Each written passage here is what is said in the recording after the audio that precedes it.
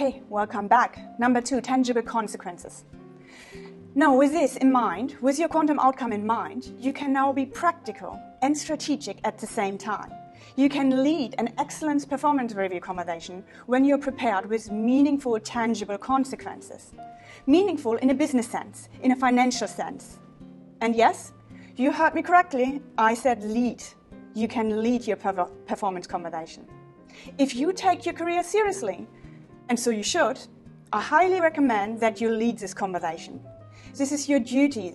This is your role as an emerging professional, as an emerging executive.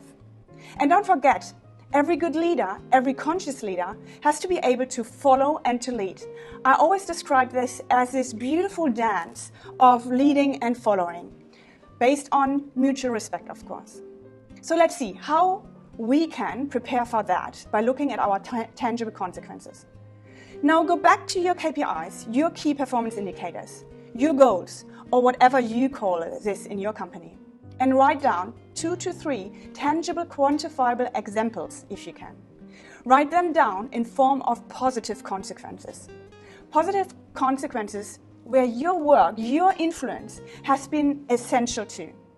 You may have noticed that I'm staying away from the word results because a lot of people struggle to comprehend that their work is important, even though they are not directly impacting the P&L, the bottom line of the profit and loss sheet of their business unit. And if you are working in IT, on projects, on internal initiatives, that might be just you. So I invite you to be creative, business creative.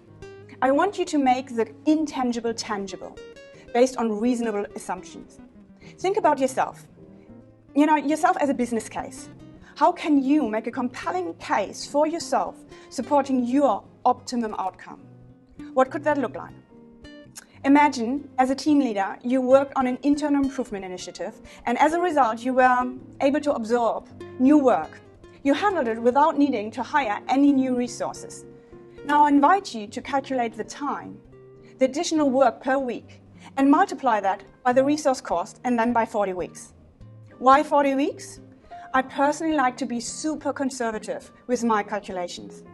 That increases the acceptance by the person who needs to buy into your assumption-based case. Let's say you're handling an additional amount of 1 day of work per week. Let's also assume it's a business analyst who would execute this additional task.